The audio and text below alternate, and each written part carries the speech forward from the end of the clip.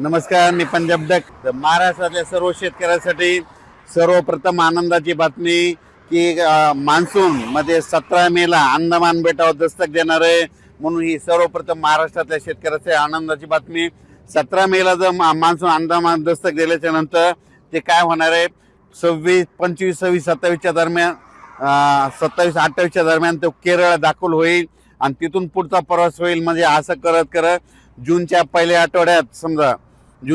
आठवड्यात म्हणजे महाराष्ट्रामध्ये आपल्या मान्सून येण्याची शक्यता आहे. म्हणून हा अंदाज सर्व शेतकऱ्यांना लक्षात.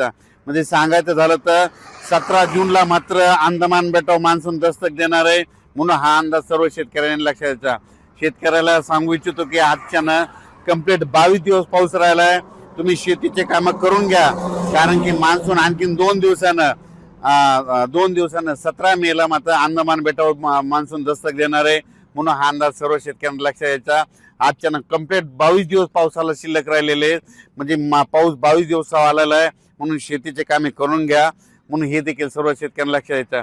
तरी पण तुम्हाला सांगतो, ह्या मे मध्ये जवळपास आज आहे 15 मे त्या 30 मेच्या दरम्यान काय होणार आहे, दररोज राज्याच्या काय होणार आहे, विविध भागामध्ये म्हणजे सगळ्यात जास्त पश्चिम महाराष्ट्राकडे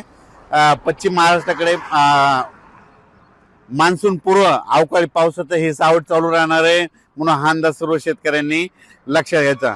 म्हणजे सांगायचं झालं तर म्हणजे हे पश्चिम महाराष्ट्राकडे म्हणजे सातारा जिल्हा, सांगली जिल्हा, सोलापूर जिल्हा, कोल्हापूर जिल्हा, पुणे जिल्हा आणि घाटमाता ह्या परिसरामध्ये चांगलं म्हणजे आज 20 मेच्या नंतर दररोज पावसाला म्हणजे मान्सून पूर्व पावसाला सुरुवात होणार आहे, अवकाळी पावसाला सुरुवात होणार आहे. म्हणून हा अंदाज लक्षात. हा पाऊस राज्यभर सगळीकडे पडणार नाही, मात्र पश्चिम महाराष्ट्राकडे मध्ये काही जिल्ह्यामध्ये जरा जास्त पडणार आहे. म्हणून हा अंदाज लक्षात.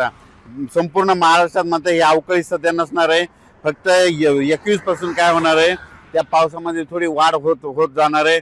आणि ते जास्त पाऊस फक्त सातारा, सांगली, सोलापूर, कोल्हापूर, पुणे, घाटमाता परिसरानं, मुंबई, ह्या कोकणपट्टी, घाटमाता ह्या परिसरात मान्सून पूर्व अवकाळी पाऊस बरसणार आहे. म्हणून हा अंदाज सर्व शेतकऱ्यांना लक्षात यायचा. पण राज्यात मात्र 17 मेला मान्सून अंदमान बेटावर दस्तक देणार आहे. म्हणून हा अंदाज लक्षात घ्यायचा.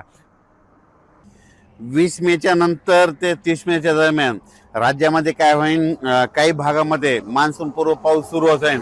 हे पाऊस सर्वदूर पडणार नाही, पण त्याच्यामध्ये विजेचं प्रमाण जास्त असल्यामुळं, वाऱ्याचं प्रमाण जास्त असल्यामुळं शेतकऱ्यांनी स्वतःची काळजी घ्या, आपल्या पाळीव प्राण्याची घ्या. कारण की 20 मेच्या नंतर बऱ्याच ठिकाणी